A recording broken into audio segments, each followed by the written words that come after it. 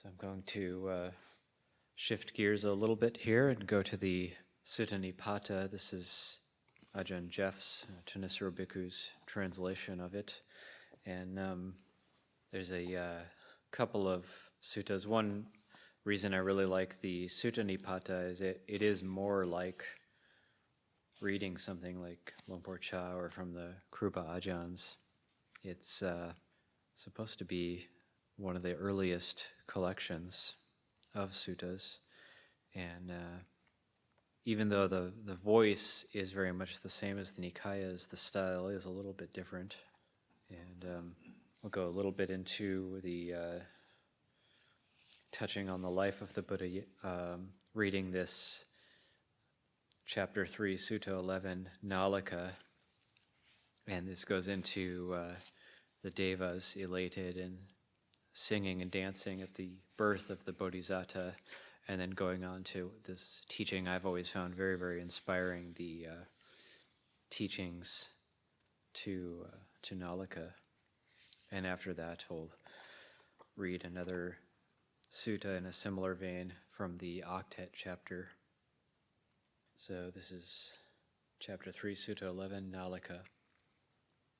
Asita the seer in his midday meditation saw the group of 30, Saka the king, and devas dressed in pure white, exultant, ecstatic, holding up banners, cheering wildly, and on seeing the devas so joyful and happy, having paid his respects, he said, "Why is the deva community so wildly elated? Why are they holding up banners and waving them around? Even after the war with the Asuras, when victory was the devas, the Asuras defeated, even then there was nothing hair-raising like this. Seeing what marvel are the devas so joyful? They whistle, they sing, play music, clap their hands, dance. So I ask you, who live on Mount Meru's summit, please dispel my doubts quickly, dear sirs. The Bodhisatta, the foremost jewel, unequaled, has been born for welfare and happiness in the human world, in a town in the Sakyan countryside, Lumbini. That's why we're contented, so wildly elated. He, the highest of all beings, the ultimate person, a bull among men, highest of all people, will set turning the wheel of Dhamma in the forest named after the seers, like a strong roaring lion, the conqueror of beasts. Hearing these words, Asita quickly descended from heaven and went to Suddhodana's dwelling. There, taking a seat, he said to the Sakyans, "Where is the prince? I too want to see him." The Sakyans then showed to the seer named Asita their son, the prince, like gold aglow, burnished by a most skillful smith in the mouth of the furnace, blazing with glory, flawless in color. On seeing the prince blazing like flame, pure like the bull of the stars going across the sky, the burning sun released from the clouds of autumn, he was exultant, filled with abundant rapture. The devas held in the sky a many-spoked sunshade of 1,000 circles. Gold-handled whisks waved up and down, but those holding the whisks and the sunshade couldn't be seen. The matted hair seer, named Dark Splendor, seeing the boy like an ornament of gold, on the red woolen blanket, a white sunshade held over his head, received him, joyful in mind and pleased. And on receiving the bowl of the Sakyans, longingly the master of mantras and signs exclaimed with a confident mind, "This one is unsurpassed, the highest of the biped race." Then, foreseeing his own imminent departure, he, dejected, shed tears. On seeing him weeping, the Sakyans asked, "But surely there will be no danger for the prince?" On seeing the Sakyan's concern, he replied, "I foresee for the prince no harm, nor will there be any danger for him. This one's not insignificant, be assured. This prince will touch the ultimate self-awakening. He, seeing the utmost purity, will set rolling the wheel of Dhamma through sympathy for the welfare of many. His holy life will spread far and wide. But as for me, my life here has no long remainder. My death will take place before then. I won't get to hear the Dhamma of this one with the peerless roll. That's why I am stricken, afflicted, and pained." He, having brought the Sakyans abundant rapture, the follower of the holy life, left the inner chamber and out of sympathy for his nephew, urged him on toward the Dhamma of the one with the peerless role. When you hear from another the word awakened one, or attaining self-awakening, he lays open the path to the Dhamma. Go there and, asking him yourself, follow the holy life under that blessed one. Instructed by the one whose mind was set on his benefit, such, seeing in the future the utmost purity, Nalaka, who had laid up a store of merit, awaited the victor expectantly, guarding his senses. On hearing word of the victor's turning of the foremost wheel, he went, he saw, the bull among seers. Confident, he asked the foremost sage about the utmost sagacity, now that Asita's forecast had come to pass. This is Nalaka speaking. Now that I know Asita's words to be true, I ask you, Gotama, you who have gone to the beyond of all Dhammas. I'm intent on the homeless life. I long for the alms round. Tell me, sage, when asked, the highest state of sagacity. The Buddha, I'll teach you a sagacity, hard to do, hard to master. Come now, I'll tell you, be steadfast, be firm. Practice even-mindedness, for in a village there's praise and abuse. Ward off any flaw in the heart. Go about calmed and not haughty. High and low things will come up like fire flames in a forest. Women seduce a sage, may they not seduce you. Abstaining from sexual intercourse, abandoning various sensual pleasures, be unopposed, unattached to beings moving and still. As I am, so are these. As are these, so am I. Drawing the parallel to yourself, neither kill nor get others to kill. Abandoning the wants and greed where people run-of-the-mill are stuck. Practice with vision, cross over this hell. Stomach not full, moderate in food, modest, not being greedy, always not hungering for wants. One without hunger is one who's unbound. Having gone on his alms round, the sage should then go to the forest, approaching the root of a tree, taking a seat. The enlightened one, intent on meditation, should find delight in the forest, should practice meditation at the foot of a tree, attaining his own satisfaction. Then at the end of the night, he should go to the village, not delighting in an invitation or gift from the village. Having gone to the village, the sage should not go forcing his way among families. Cutting off chatter, he shouldn't utter a scheming word. I got something, that's fine. I got nothing, that too is good. Being such with regard to both, he returns to the very same tree, wandering with bowl in hand, not dumb, but seemingly dumb. He shouldn't despise a piddling gift, nor disparage the giver. High and low are the practices proclaimed by the contemplative. They don't go twice to the further shore. This unbinding isn't sensed only once. In one who has no attachment, the monk who has cut the stream, abandoning what is and isn't a duty, no fever is found. I'll teach you sagacity, be like a razor's edge. Pressing tongue against palate, restrain your stomach. Neither be lazy in mind, nor have many thoughts. Be free of raw stench, independent. Raw stench, there's a note. Oh, it just says see another note. Be free of raw stench. You can use your imagination. Independent, having the holy life as your aim. Train in solitude in the contemplative's task. Solitude is called sagacity.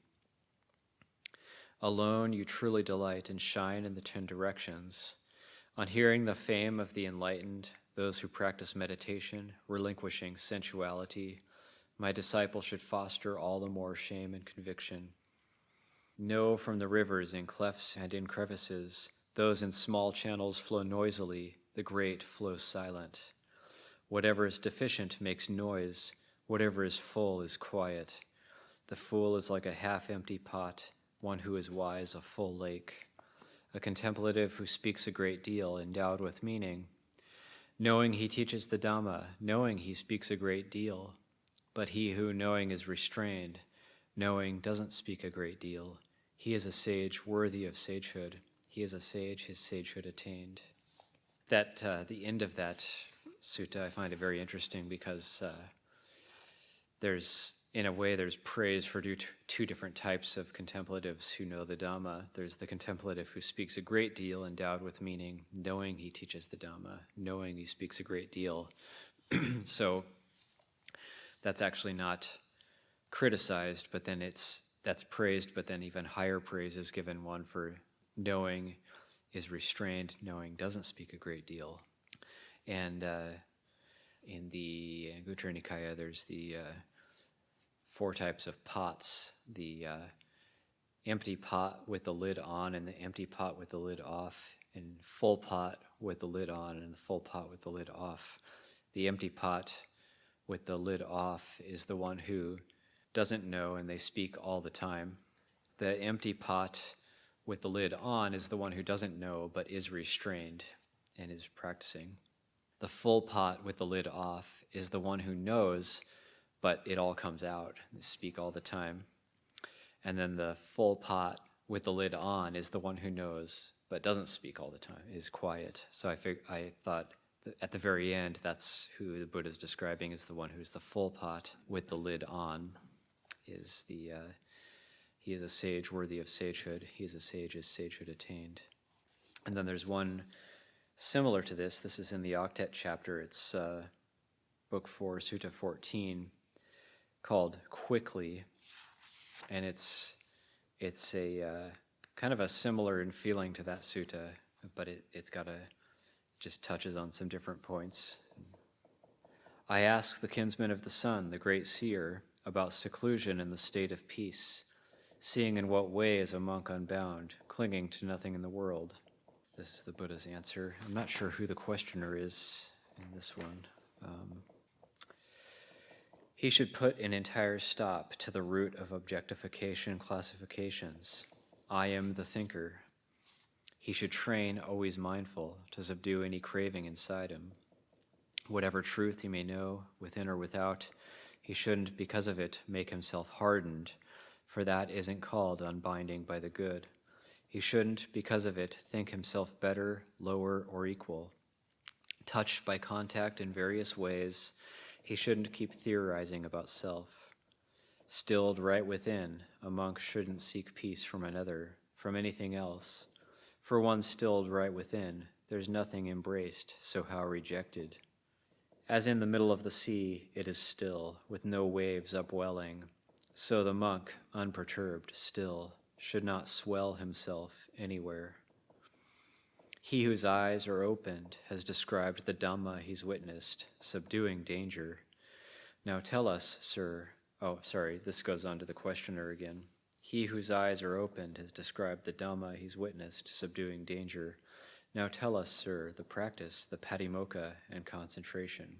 And the Buddha answers, one shouldn't be careless with his eyes, should close his ears to village talk, shouldn't hunger for flavors, or view anything in the world as mine. When touched by contact, he shouldn't lament, shouldn't covet anywhere any states of becoming, or tremble at terrors. When gaining food and drink, staples and cloth, he should not make a hoard, nor should he be upset when receiving no gains. Doing meditation, not footloose, he should refrain from restlessness, shouldn't be heedless, should live in a noiseless abode.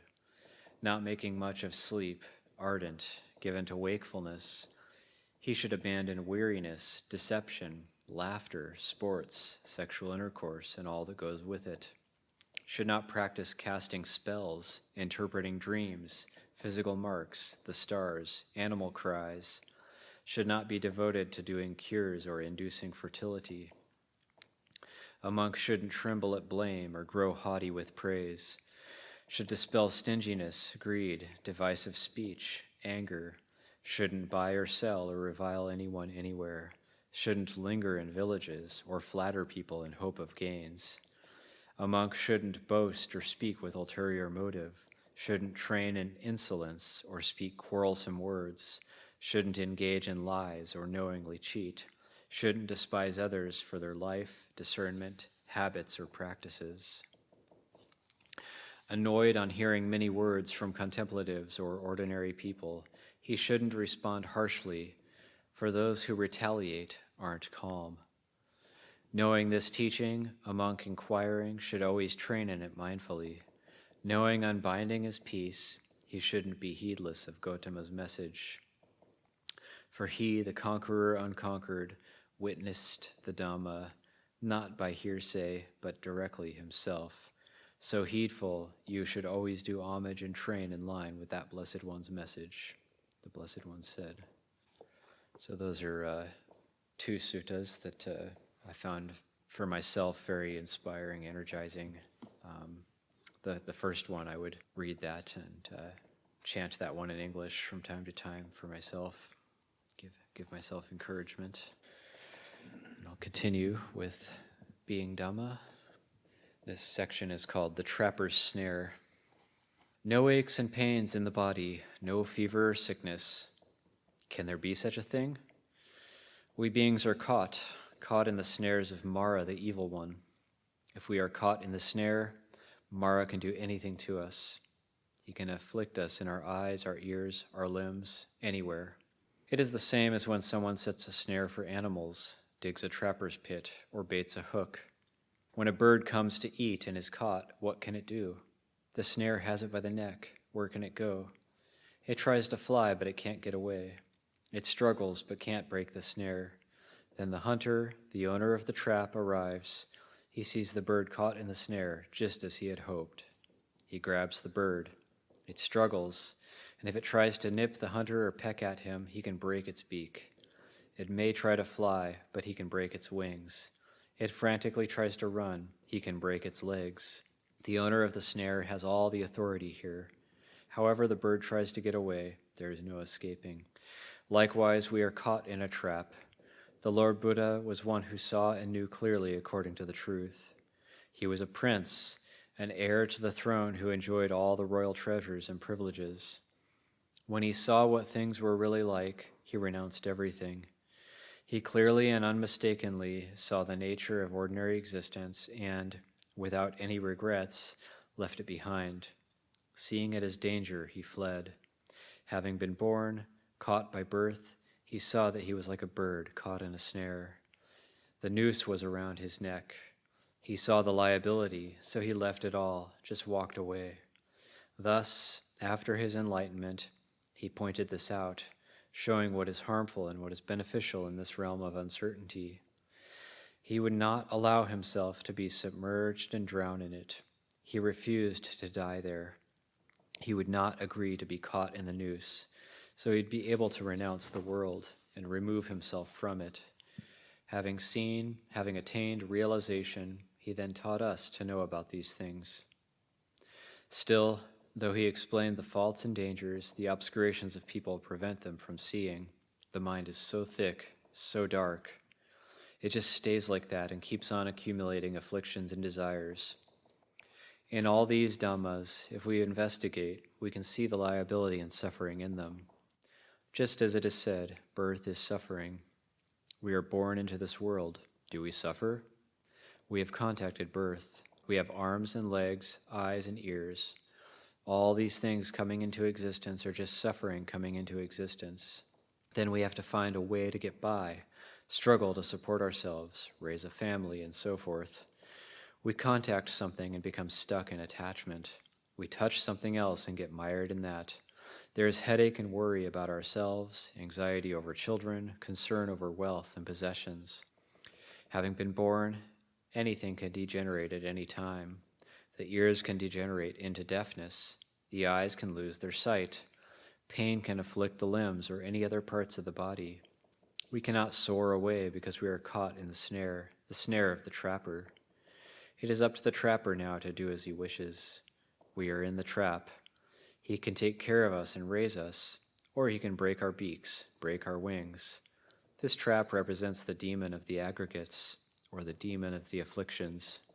Here, the mass of humans do not understand the Dhamma and only want to escape from reality. They strive to avoid it and struggle to get away. They don't want it to be the way it is, but wish for it to be otherwise. So it leads to suffering by way of sensual desire, desire for becoming, and desire not to be. So the Buddha taught us to analyze the body and give rise to dispassion, detachment, and disenchantment, and to see that these conditions are not a being, an individual, or a self. It's like when we are working the fields. We put up a scarecrow when the rice is maturing so the birds won't alight to eat the crop. We gather grass and sticks tie it all together, and cover it with a shirt and pants, and then the birds are afraid. They won't eat the rice now. The scarecrow is helping us. Now the rice has a chance to ripen, then we can harvest it, and the job is done. But actually it was only a skeleton of grass and sticks. Once we've harvested the rice, we can discard the scarecrow there in the paddy. That's all there is to it. We are just like this scarecrow. When the consciousness leaves this body, there is nothing, no different from the skeleton of grass. The scarecrow in the field does not go anywhere, and ultimately it is just discarded there. But now we can move, we can go places. We have all sorts of thoughts and feelings and desires to do things and travel about. We think about going and we go. We think about staying, so we stay. We want to sing and dance and play according to the way of the world. To put it simply, it's just as if we are waiting for the day of death. The harvest time comes, the crop is reaped, the rice gathered and carted away, and the scarecrow is discarded in the field. When the day of harvesting comes, we depart. Someone who doesn't know the beginning or end of things will feel elation and depression and go on spinning around. Not wanting to have illness, we get sick, not wanting to get old when he gets old, not wanting to die when he dies, not wanting life to disappear. But things are like this. We don't understand the law of nature, and we want things to be stable and permanent. This is me, that is her. Everything is seen in terms of me and mine, and Dhamma is never contemplated. The point is, when it gets to the end, everyone must leave it all behind. Material gain, reputation, praise, whatever happiness or suffering there is, it is all left here in the world. They are all worldly accomplishments. We people are no different than a bird confined in a cage or a fish in a tank. Whenever the owner wants to take them, he can do so. If he wants to kill them, he can do that because they are trapped in his tank or his cage. This is suffering in the cycle of samsara. There is no way out other than learning the Dhamma to know things according to the truth. Looking at Dhamma, don't look far away. If you look far away, you won't see. If you have doubts about Dhamma, look at yourself. Look at this body and this mind. What is there that is certain or reliable? To what extent are they yourself? How much essence do they have? How stable, how permanent, or long-lasting are they? There is no such part that is like this. We have hair, and it will gray. We have teeth, and they will decay and fall out. The ears will lose their hearing. The vision will weaken. The skin will become dry and wrinkled. Why is it like this? Because we have no power to force things to be the way we want. They follow their own conditions and do not listen to the commands of anyone. It's like a river that flows to the south. If we see it and want it to flow in the other direction, can that happen? There can only be frustration then. The water flows south, and we want it to flow north. When will this ever be resolved? Is the water wrong, or are we wrong? It is just a way to create frustration. Nature is like that, things following their laws. No matter how much we wish to force it or be otherwise, it just continues on in that way. What should we do? If we think like this, where can we find happiness? The river flows on in the same direction. Thinking, we cannot make it change. Trying to do something about it, we find it is beyond our ability. So the Buddha wanted us to practice meditation, to listen to the Dhamma and investigate, and to see according to the truth of the river. If it flows south, let it flow that way. Don't fight it. If there is a person with the eye of wisdom who stands by the river, sees it flowing south, and can accept that because it is just the nature of things, there is no conflict or frustration. The water flows in its way, and that's all there is to it.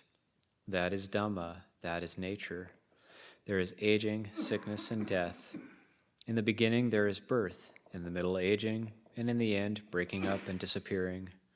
Those who can contemplate and see the truth of this will be at peace. The Buddha taught about the wisdom that knows sankhara. Water is sankhara.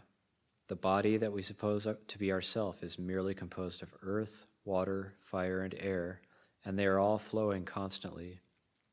Since being born, since being in the womb and flowing out into the world, we have kept on flowing, formerly small children, growing to adulthood, getting older and heading for old age, flowing right up to the present day, flowing according to nature. When we see this, we can see that it is not really a being, not a person, not self or other. It is just nature. Whoever will cry over it, it's still the same. Whoever may laugh over it, it's still just that. Whoever tries to impede it, it is still that. It does not endeavor to please anyone. The Buddha urged us to look into this. It's something that's not permanent or stable. If not known as it actually is, it is a source of suffering, because this nature is not a being or a person, self or other. There is merely earth, water, fire, and air. That's all. In the end, they separate and break up. This is the law of nature. If we wish to practice Dhamma and live according to Dhamma, we should look at nature. Have you noticed trees? There are big ones and small ones, tall and short trees. When the dry season comes, the leaves fall. When the rains come, the leaves appear again. When the time comes to fall, they fall. When the time comes to grow, they grow. When the time comes to dissolve, they dissolve, just like us. That is the nature of sankhara. We are born, we age and fall. Then we take birth again, like the trees, like the leaves, not different. In the forest there are beautiful trees and ugly trees. Some are bent and gnarled, some straight and tall. There are trees with pith and those without, just like people. There are bad and good people, crooked and straight people. This is also nature. But in the case of trees, what are the causes and conditions of their existence? It is the soil and the water that nourish them and enable them to grow and blossom. For us humans, it is kamma. Kamma means our actions, which cause us to be strong or weak, to have little or much wisdom. Trees have seasons, hot, cold, and wet, which occur according to nature. Humans appear according to kamma, their actions. Doing good actions, things become good. Doing harm, the results are painful. Beautiful actions make life beautiful, while ugly actions bring ugliness. This truth of the existence of beings is called kamma. Today, for instance, why did you come here? You came in search of a certain type of kamma. You want to find peace, to be happy and at ease. Taking and observing the precepts today, practicing meditation and listening to teachings is a root cause, creating the source, making positive kamma. Listening to Dhamma, there needs to be understanding. If you have great understanding, there will be great fruit. If your understanding is little, the fruit will be little. If there is little right view, there will be a lot of suffering. With much right view, suffering will vanish and tranquility will come about. Coming here today, you're seeking spiritual nourishment. We are trying to educate the mind by looking externally and internally. This is called coming to practice Dhamma. Throughout this body, Dhamma exists. We can see it clearly without having to look far away. When we do see it clearly, there arises dispassion and detachment. There comes world weariness. There is some fear, and the mind chews it over with concern. Thus the Buddha urged us to look into the realities of birth, aging, illness, and death, to see them according to the law of nature, which is Dhamma. If we see according to the law of nature, it can be said that we are practicing Dhamma. We will see that we humans are not different. It does not matter which village or province or country we hail from. If we really look, we will not see differences. In the beginning, we are born. In the middle, there is change. And in the end, we disappear from this world. It's the same for absolutely everyone. So the Buddha wanted us to contemplate morality and Dhamma, to see that they are the same as us, and we are the same as them. Then there can be understanding and forgiveness, because we are all the same. We are kinfolk in birth, aging, sickness, and death. We are all members of one clan. If we know this, there is a sobering urgency born within the heart. When we contemplate this body, we know that we are all the same. Someone else's child is like our child. Others' parents are like our parents. Our own existence is like that of someone else's. Someone else is just like us. If the mind comes to see in this way, there is an end to harming, to envy and strife, to aggressiveness. Seeing like this is right view. If there is right view, it is path. When view is right, then thinking is right, action is right, livelihood is right, speech is right, effort in meditation is right, everything is right, having entered the path through right view. If we are doing this, there is always Dhamma practice, no matter where we are. I think that's a good stopping place. So any questions from those teachings in the Sutta Nipatta or Luang Cha, or comments? It seems like that was a talk Luang Cha is giving on the Uposita Day to the lay people coming and taking precepts.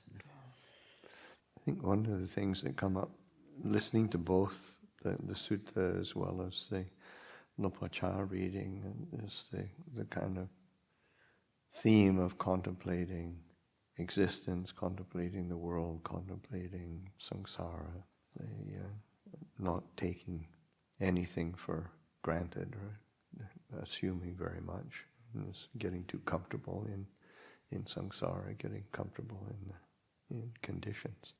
It reminded me of there's in the Samyutta Nikaya, there's the Samyutta on the, I'm not even sure what it's called, in terms of the kind of the inconceivable beginnings or endings, the endless round of samsara, and the Buddha giving descriptions of it. And in one of them, there's the 30 monks from Paua who come to ask teachings from the Buddha, and the Buddha teaches them about the beginningless round and difficulties of samsara. And all 30 realized arahantship. So that deep contemplation, just or through willingness. that reflection.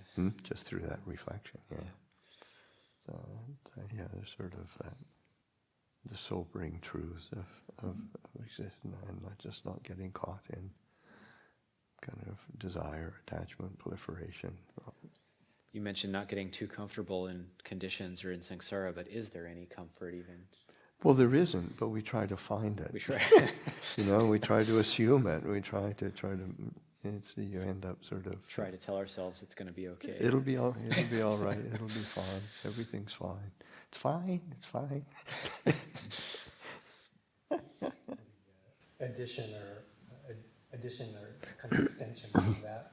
Also, I picked it up just in the last part of what you were reading from Ajahn Chah, that last little bit. It's just also the importance of depersonalizing it, the suffering, and acknowledging and recognizing that it's not just me. It's all of you, and that's the vastness of samsara. It's not just all about me.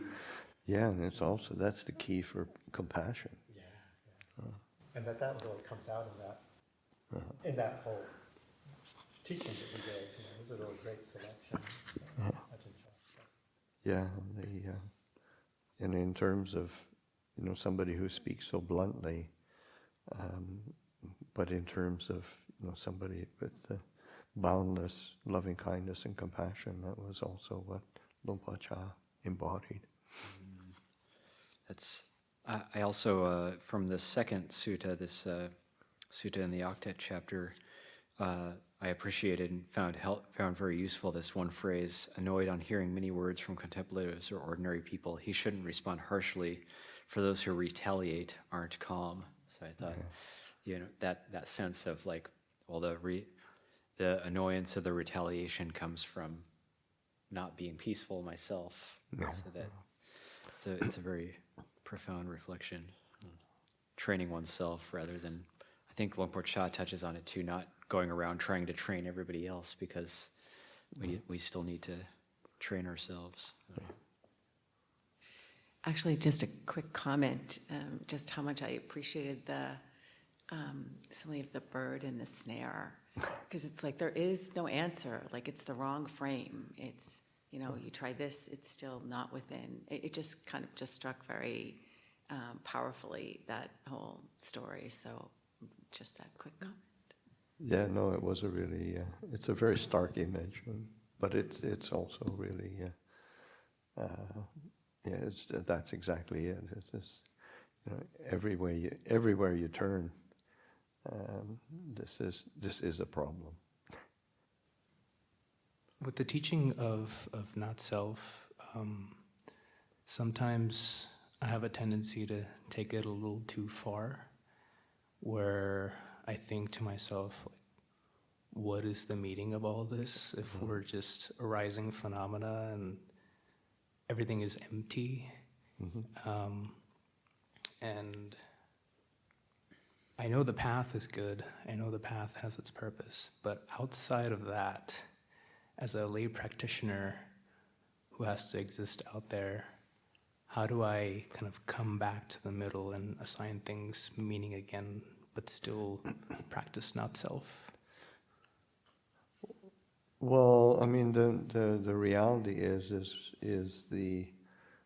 that contemplation of not self, or the actualization of not self, is really opening the doorway into incredible ease and freedom, and it's like our perceptions and our views are upside down, so that when we see through the lens of not self, or see through the lens of dukkha, then what we start to experience is tremendous clarity and well-being. And so it's lifting a burden of delusion that we carry. It's counterintuitive, but it's really only through one's own experience that you start to gain confidence. But it's also helpful they rely on a certain confidence in seeing the example of the Buddha himself. You sort of look at all the teachings and sort of, God, it's hard to find a chink or a flaw in the logic of this. So you have to sort of build up a certain confidence, because it goes against the grain. But then also the sort of great teachers who have experienced realization, that we assume to have experienced realization, none of them sort of say, it was all a hoax. It's sort of in everybody's. This is really something that's incredibly beneficial and important. This was touched on in yesterday's reading as well. Some people will think about this and lose the desire to do anything. They think that since they can't get anything that will be theirs, what's the use? Actually, it's those who relate to things as their own and work in order to get things for themselves who suffer so greatly. It's better if we can do work for the sake of doing it, all the while realizing that there's no self involved and nothing belonging to us, and training our minds to let go. Working and performing actions, we will also be letting go and giving up in accordance with the truth. It's like that idea of like doing what needs to be done rather than doing it to build up something, get something for myself. There's a lot more gratification, actually. Yeah, and it really harkens back to the very, very, very first teachings of the Buddha, where the Buddha is saying this is a middle way, and the middle way of between both the views of annihilation and the view of eternalism, or the view of gratification or denial. Both of those are extremes that take one to extended suffering. Whereas this middle way, and that's one of the reasons why the Buddha his very first thoughts on awakening is, how am I going to teach this? Nobody's going to want to do this. Nobody's going to understand this. But it was on the encouragement of the Brahma God Sahampati, the embodiment of arising of compassion, Yes, okay, there are beings with little dust in their eyes who will understand this. Just an additional comment I would have would be that, yes, you know, like the realization or understanding or experience of not self, emptiness, doesn't mean that there is a void of experience or skillfulness. It's just that the whole thing becomes just so less personal. Doesn't mean you stop doing good things to help yourself and help other people, or just say what the heck, you know, just indulge in whatever I want to, because there's still the effects of action, body, speech, and mind. It's just realizing the lack of personal need to identify with it all. So it makes it that much easier to develop the skill of skillful response, skillful action, skillful way of being in the world without assuming an identity and a stickiness around it. Okay, so 9 o'clock, just past 9, we can continue our practice this morning.